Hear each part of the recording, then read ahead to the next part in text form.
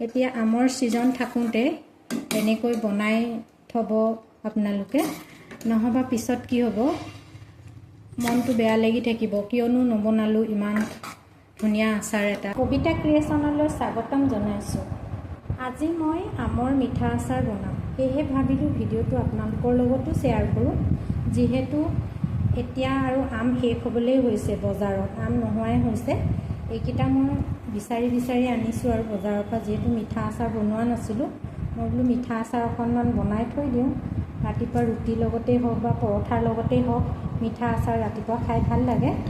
মই আমখিনি ভালদৰে ধুই পিনে এনেকৈ মিহি মিহিকৈ কাটি ল'লোঁ। আৰু মিঠা আচাৰ বনাবলৈ আমটো অলপমান ৰঙচুৱা হ'লেও কথা নাই। এতিয়া মই আমখিনি ভালদৰে বইল কৰি ল'ম। চাই থাকিব আপোনালোকে ভিডিঅ'টো একেবাৰে স্কিপ নকৰাকৈ শেষলৈকে।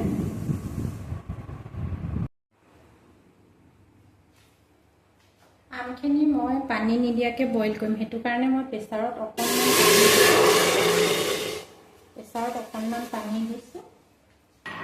দি এনেকুৱা এখন ইয়াতে মই দি দিছোঁ জালনা এখন, তাৰ ওপৰত মই আমখিনি দি দিম এনেকৈ, আৰু গেছটো বঢ়াই দিছোঁ। দি এনেকৈ মই 2টা চিটিয়া দিবলৈ দিম।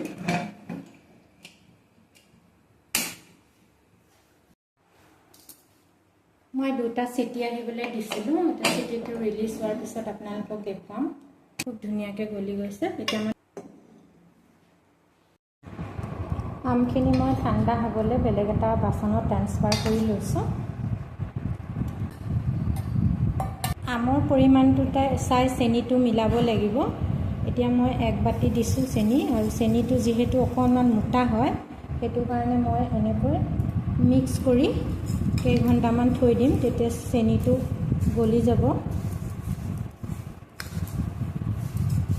মিহি চেনি হ'লে সোনকালে গলে, কিন্তু চেনিটো অলপমান ডাঙৰ, সেইটো কাৰণে সময় ল'ব গলিবলৈ। সেইটো কাৰণে এনেকৈ মই মিক্স কৰি 1-2 ঘণ্টা ৰাখি দিম। আমটো টেঙা হ'লে চেনিৰ পৰিমাণটো অলপ বেছিয়ে লাগে। মিঠা আচাৰত চেনি আৰু টেঙা এই দুয়োটাৰ পৰিমাণ যদি সঠিক হয়, তেনেহ'লে আচাৰটো খাই ভাল লাগে। চেনিটো বহুত বেছি হ'লেও বেয়া লাগিব, আৰু টেঙাটো বহুত বেছি হ'লেও বেয়া লাগিব। বেলেঞ্চ হ'ব লাগিব দুয়োটা বস্তু। এতিয়া দি থৈ দিম।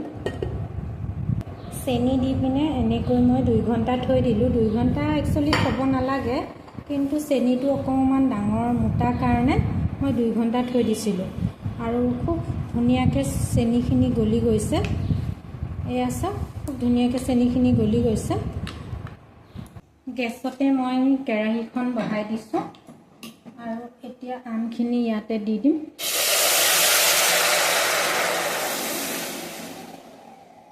এনেকৈ লৰাব লাগিব, কাৰণ চেনিখিনি তলত লাগি যাব পাৰে। খিনি গলি যোৱাৰ কাৰণে অকণমান পাতল হৈছে, কিন্তু অলপ সময় যদি আমি এনেকৈ বইল কৰোঁ, অলপ ডাঠ হ'ব। এয়া খুব ধুনীয়াকৈ উতলিব ধৰিছে, আৰু এতিয়া আমি ইয়াতে মছলাখিনি এড কৰিব লাগিব। অকণমান গেছটো কমাই দিছোঁ। এতিয়া এইটো জিৰা লৈছোঁ, এইখন চামুচেদি 1 চামুচ। আমৰ পৰিমাণটো চাই মছলাবিলাক দিব। একেই জোখতে এই 1 চামুচ ধনিয়া লৈছোঁ, ডাঙৰ চামুচেদি 1 চামুচ, আৰু আধা সৰিয়হ লৈছোঁ, বগা সৰিয়হ। আৰু যদি আপোনালোকৰ বগা সৰিয়হ নাথাকে, ৰাই দিলেও হয়, ৰাই দিলেও ভাল লাগে খাবলৈ। এইখিনি লৈছোঁ জালুকৰ গুড়ি। জালুকৰ গুড়িও পৰিমাণটো মই কমাই দিছোঁ, আধা চামুচ দিছোঁ ডাঙৰ চামুচেদি। এইটো হ'ল ক'লা নিমখ। ক'লা নিমখো মই আধা চামুচ দিছোঁ ডাঙৰ চামুচেদি। এইটো হ'ল নৰ্মেল নিমখ, যিহেতু আমি ৰক সল্ট খাওঁ, ৰক সল্ট অলপমান দিছোঁ, বেলেঞ্চ হ'ব। এইটো হ'ল মিঠি। মিঠিও মই অকণমান দিছোঁ, যদিও মিঠিৰ পৰিমাণটো বেছি হৈ যায়, তিতা হ'ব।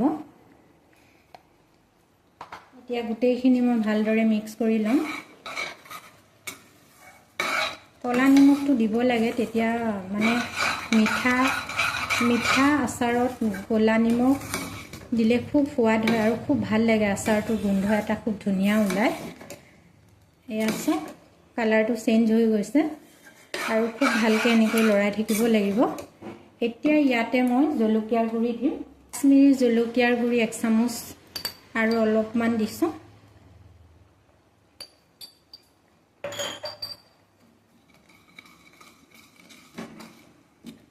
এতিয়া গোটেইখিনি মিক্স কৰি ল'ম। কালাৰটো চাওকচোন কিমান ধুনীয়া হৈছে।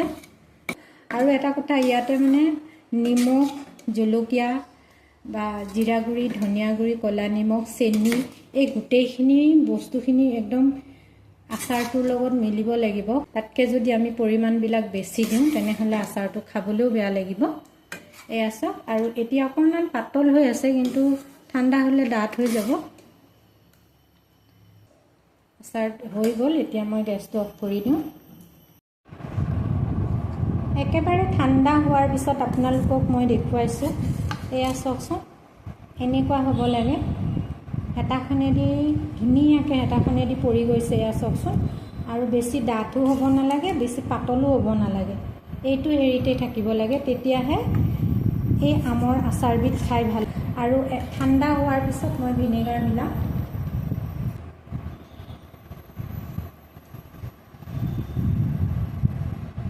পৰিমাণটো চাই ভিনেগাৰটো দিব লাগে, বহুত বেছিও দিব নালাগে। মই 1 চামুচ দিছোঁ, কাৰণ ভিনেগাৰৰ পৰিমাণটো বেছি হ'লে টেঙা লাগে। আৰু ভিনেগাৰটো সদায় ঠাণ্ডা হোৱাৰ পিছত দিব লাগে। আৰু কিমান ধুনীয়া হৈছে কালাৰটো। ঢাকোন থকা বটল এটাত ভৰাই ধুনীয়াকৈ ফ্ৰিজত থৈ দিলে বহুদিন খাব পাৰিব। খালি পানী লগা চামুচ ব্যৱহাৰ কৰিব নালাগে।